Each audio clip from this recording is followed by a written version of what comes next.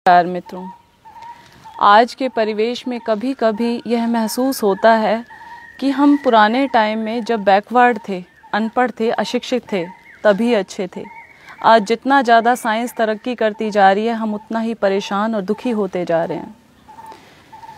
आश्चर्य की बात है कि एडवांस और बैकवर्ड की पहचान ही यह बन गई है। आज तरक्की और वैज्ञानिकता के नाम पर भारतीय नागरिक अपने स्वाभाविक खान पान, रहन सहन, दिनचर्या, संयम, सेवा, आहार विहार, वेशभूषा और भाषा तक को तिलांजलि देकर खुश होना चाहता है। वह गुलामी की प्रवृत्ति का शिकार होकर विदेशी संस्कृति को जल्दी से जल्दी अपनाने में अपना गौरव समझ रहा है। मैकाले की शिक्षा द्वारा अंग्रेजियत हमारे खून में समा गई है, जिसका परिणाम शारीरिक, चारित्रिक व सामाजिक पतन के रूप में स्पष्ट दिखाई दे रहा है। सर्वेक्षण करके देखें तो अनुभव से पाया गया कि सरकारी व निजी विद्यालयों में विद्यार्थियों का 90% धन और समय केवल अंग्रेजी की पढ़ाई में खर्च होता है, किंतु परीक्षा परिणाम देखने पर पता लगता है कि 90% विद्यार्थी अंग्रेजी में ही फेल होते हैं, जिसके कारण युवक आगे पढ़ने में असमर्थ हो जाते हैं। पब्लिक स्कूल के बच्चों में विशेष रूप से शारीरिक व मानसिक विकलांगता बढ़ रही है, जैसे चश्मा चढ़ना, नाक बंद, साइनस, गले टॉन्सिल के बीमार, चिड़चिड़ापन, पेटूपन, पेट की खराबी, जिद्दीपन, माता पिता के झूठे लाड़ प्यार से देर तक उठना, टीवी देखना पूरा दिन भर, अपने आप को बहुत सुपीरियोरिटी कॉम्प्लेक्स में आ जाना, अपने से बड़ों पर व्यंग्य कसना आदि दोष होने से पूरी शिक्षा यदि अच्छे से हो जाए और नौकरी ना मिले तो वह दुराचारी, अनाचारी और क्रूर अपराधी बन जाते हैं। जबकि आज तक कोई युवक जो गुरुकुल और संस्कृत पाठशालाओं में पढ़ा हुआ है अपराधी नहीं बना। ऐसे तरक्की वाले मॉडल जो आज एडवांस और फॉरवर्ड के नाम से बोला जाता है, माफ़ कीजिएगा, मैंने ये डेफिनेशन दी है एडवांस और फॉरवर्ड की जो आज के टाइम में सत्य है। बैठकर पेशाब करने वाला बैकवर्ड और खड़े खड़े दीवार पर पेशाब करने वाला एडवांस।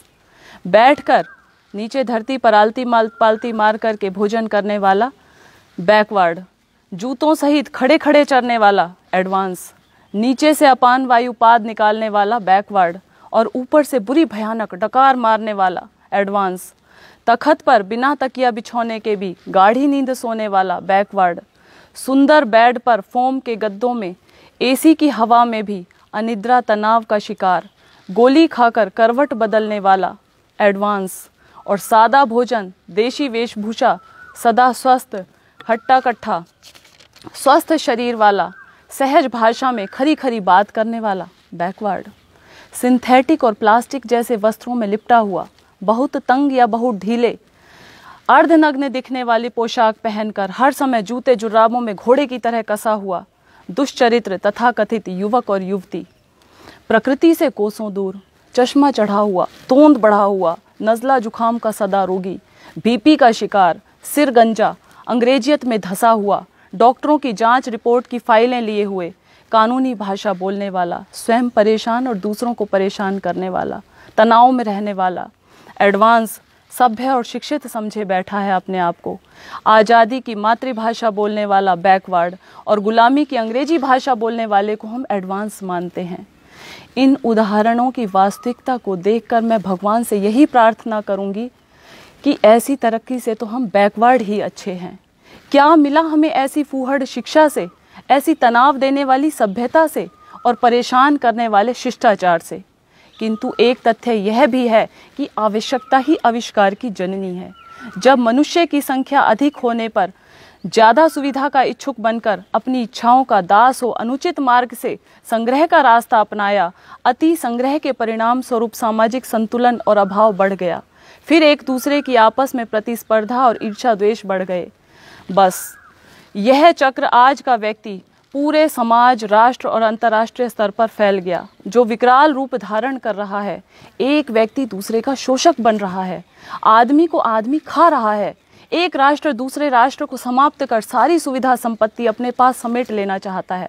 और यह तथ्यपूर्ण सत्य है, भस्मासुर की भांति हिंसा और संग्रह की प्रवृत्ति स्वयं शोषक और हिंसक को ही खा जाती है।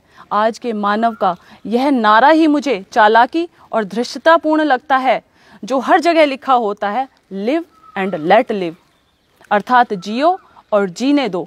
इसके भेदपूर्ण अर्थ हैं। सीधे शब्दों में पहले अपने पास जीने खाने के साधन खूब इकट्ठा करो और मनमाना खाओ पियो, और जब उल्टी वमन होने लगे तो बचा खुचा जूठन गरीबों शोषितों में बांट दो, और फिर फोटो खिंचवा करके डाल दिया जाता है अखबारों के अंदर। उन पर एहसान कर लो एक कवि के शब्दों में, बांटता है कंबल चमड़ी लोगों की उतार के, हज को चली है बिल्ली 900 चूहे मार के। जबकि हमारी प्राचीन वैदिक संस्कृति इसके बिल्कुल विपरीत सबको एक साथ सुखी बनाने की घोषणा करती है। तेन तैक्तेन भुंजिता माँ गृधय कस्य स्विद्धनम, हे मानव तू त्याग पूर्वक भोग कर। इसका अर्थ है पहले बांटो, खूब बांटो, और उसके बाद जो थोड़ा बहुत बच जाए वह प्रसाद के रूप में भोगो। कितना विशाल आदर्श और जीवन का, जिसमें अभाव, तनाव और असंतुलन की गुंजाइश ही नहीं रही। इस प्रकार अपने जीवन को सदा शांत, सुखी और प्रसन्न रखते हुए शतायु 100 वर्ष जीने की शिक्षा दी जाती है। नमस्कार।